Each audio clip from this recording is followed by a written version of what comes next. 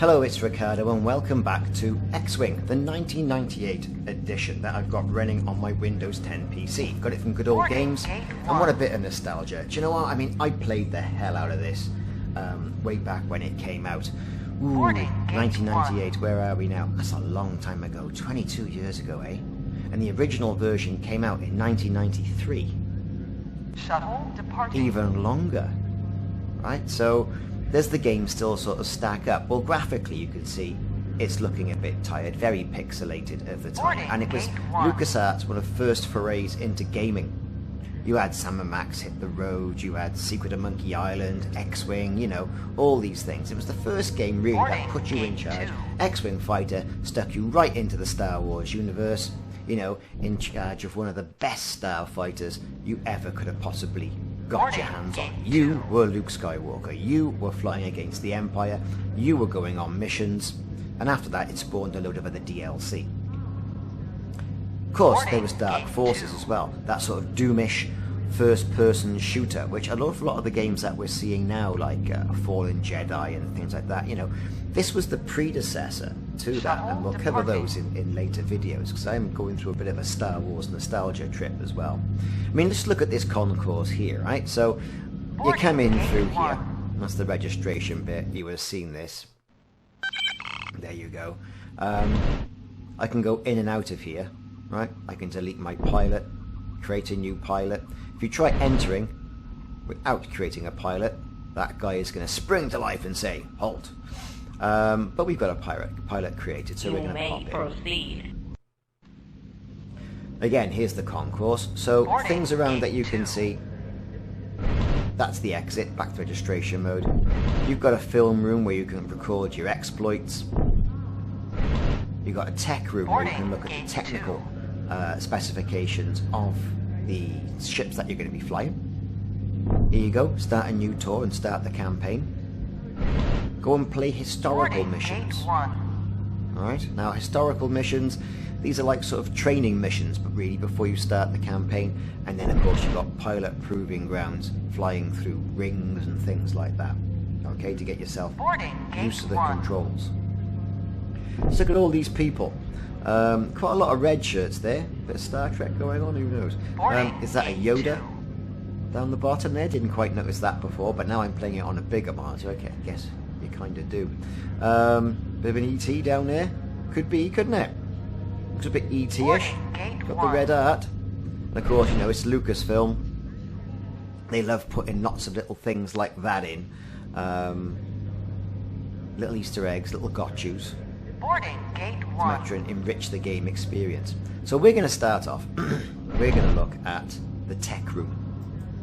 Now the tech room, like I said, lets you access holograms of all your favourite ships, gives you a little bit of Lucasfilm blurb about the engines as well. So first off, we've got the Xwing. And what is engines? You know, so they've got 4 engines. We know, you can see them at the back there. You know, there's your engines. Old R2-D2 at the back. Moving on to the next section, what we got? Sensor system. Okay, very good. Next up, photon torpedo launchers, or proton torpedo launchers. So there's 2 tubes, 3 torpedoes each, maximum of 6. So you know, it's more of a fighter than a bomber, but we all know what it did with the Death Star, so that's good stuff. Moving on, laser cannons. Okay, we got fire linked or single fire. Well, they're fire linked.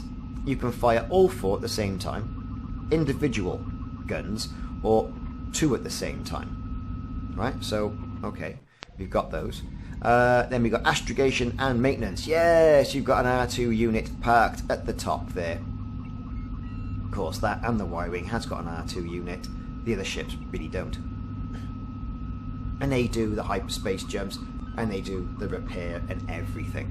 Okay, moving on. Oh, thruster jets. Yes, it's got thruster jets, look. And again, the S-foil wings, which are typically in their open position, but you can then close them for atmospheric flight. Yeah, it's got power systems, and you got all this useful or unuseful information. But shields, they're rated at 50 SBDs, whatever that is, and we'll see the ramifications of that. So it's quite aptly armoured. And then he says it's got a hyperdrive unit, an Incom GPK 585.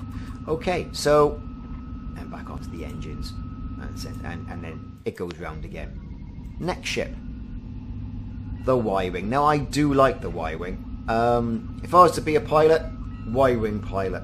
Don't ask me why, I just think it looks big, it looks chunky, it looks aggressive. More so than the X-Wing, I think. R2 unit at the back as well. So what's it got? I mean, you know, it's a bomber, right? Whereas the X-Wing was an air superiority fighter. This is a bomber. So it's got laser cannons, which you can shoot things with. Pew, pew, pew. Okay. Got ion cannons as well. Take down their shields, disable their systems. You know, hit them with the ion burst. Ion burst will take out the electronics, leaving the structure of the ship intact for it to be taken over. So again, single fire or fire linked. Torpedo launchers. Now, whereas the X-Wing also had 2 torpedo launchers, and it had 3 torpedoes each, this, as a bomber, has 4.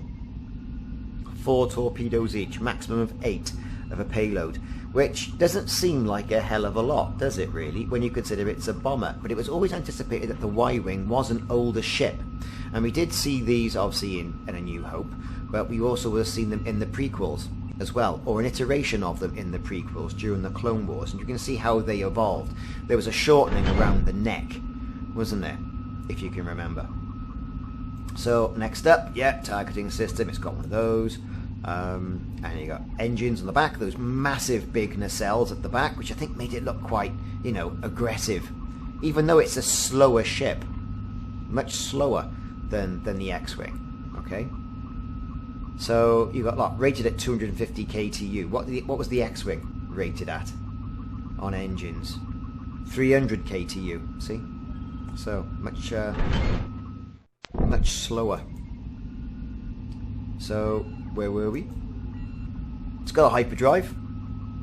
Deflector shield at 40, whereas the X-Wing, you remember, had a 50 SBD. And sensor systems. And it's got an R2 unit at the back, which is also quite cool. On that sort of thin, quite slender neck as it gets to the main hull of the ship. And a power system and all the rest of it. Thrusters, of course you would have thrusters. So what's the next ship? Now the A-Wing. The A-Wing. Fast, this. So it's got lasers. You can see them just on the side of the ship. Wrong key. So it's got lasers, like I said, yeah, marvellous. 2 whopping great big engines, so it's going to be fast, and it's rated at 400 KTU, which is obviously much faster than the Y-Wing. It's an Interceptor class, whereas we've seen air superiority or space superiority fighter, we've seen the bomber for the Y-Wing. Now with the A-Wing, Interceptor, and it's the getting somewhere quick. Alright, so it's got Event Horizon engines, lovely. Yeah, it's got, you know, sensor systems, lovely, long range, and we've got the tracking computer and line of sight engines. Right, so what we've got here? Thruster control jets. Look, flight controls avionics. Yes, we've got some of those. Now, concussion missiles. This is where it comes into it. 2 launchers, 6 concussion missions each. No photon torpedoes here. Concussion missiles. All right. Are going to cause a little bit of damage. I just don't like this ship.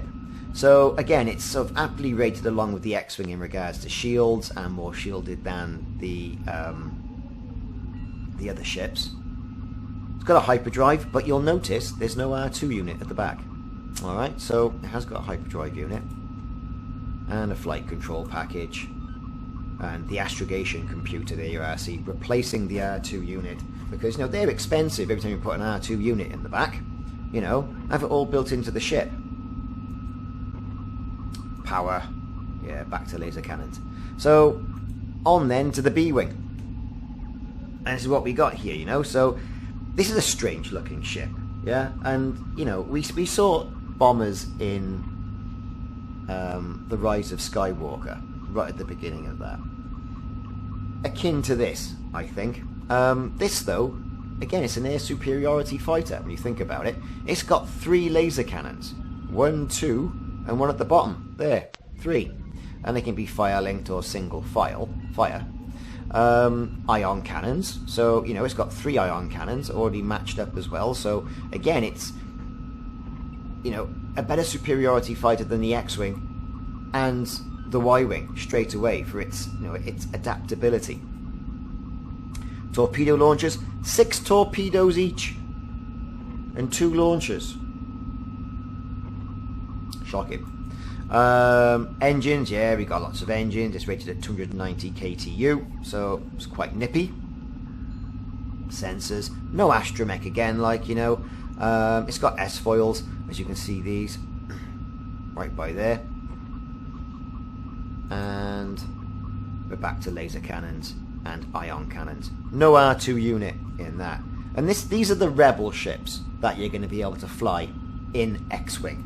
Okay, the 1998 version of that. What we're going to see in squadrons, I don't know. No one gave me an activation key. So there you go. Moving on.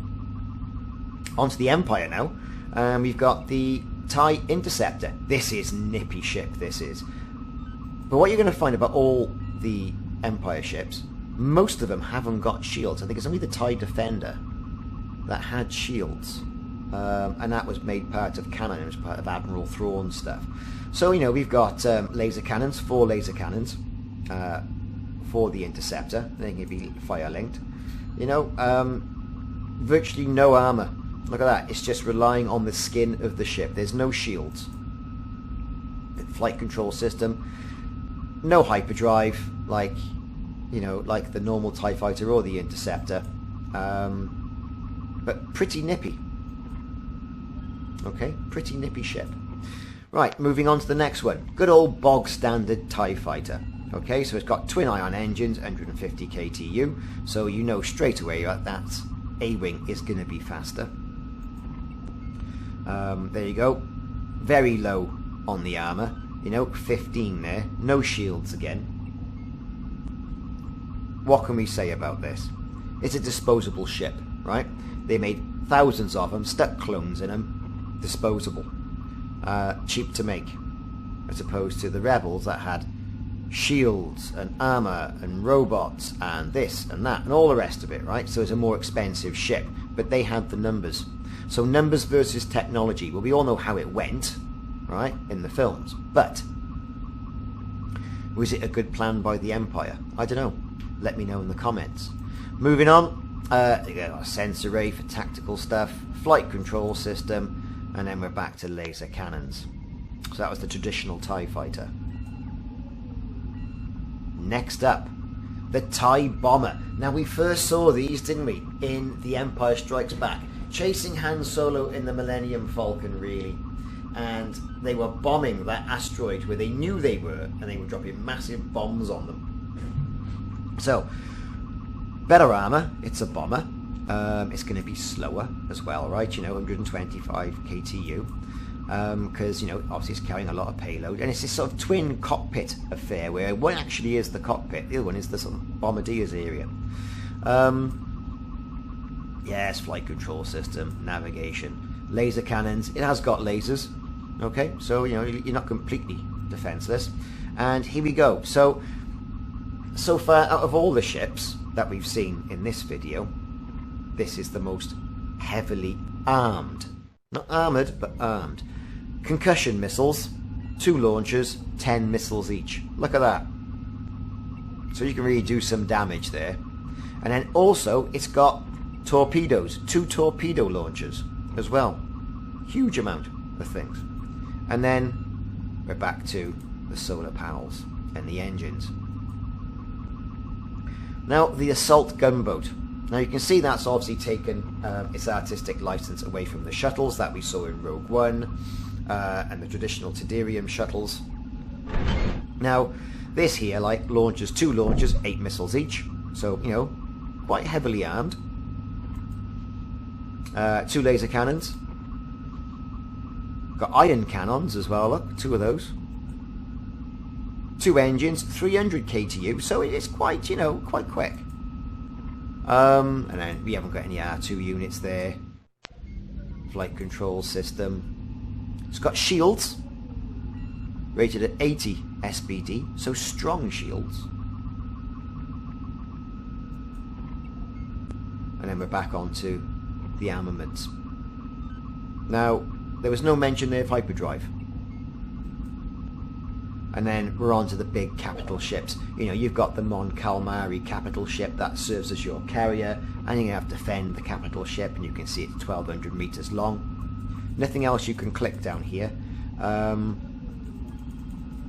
Kind of is what it is. The Calamari ships originally apparently were cruise liners repurposed into battleships.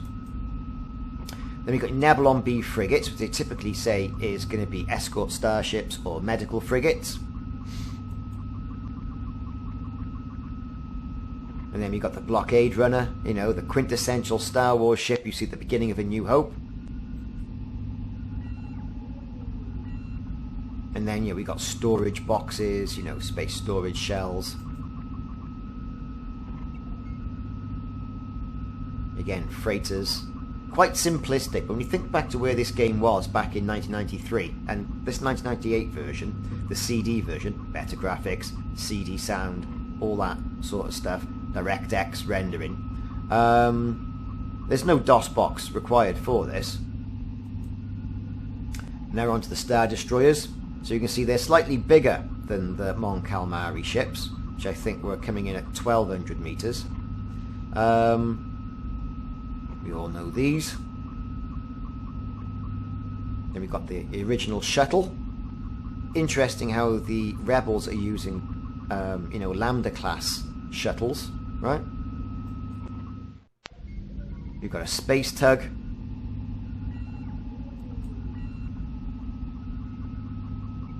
And then we're back on Star Destroyer interdictors. Now these will prevent you from going to hyperspace by these massive gravity well generators that you can see on top of the ship.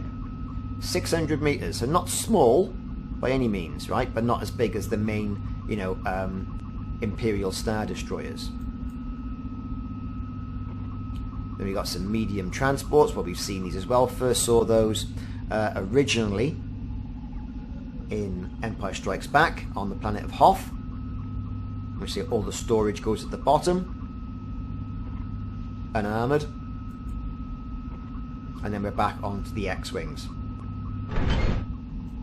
And that concludes a quick look around the concourse of Xwing and the technical room down here at the bottom, containing the ships of Xwing 1998 edition. Check it out on GOG, and if you have any problems with the lag, drop me a message in the comments, I can help you out. Also got a video on YouTube about it. But thanks very much for watching. Like and subscribe. I'm going to be playing a bit of this before Squadron comes out. Let's see how it goes. Thanks for watching. See you soon.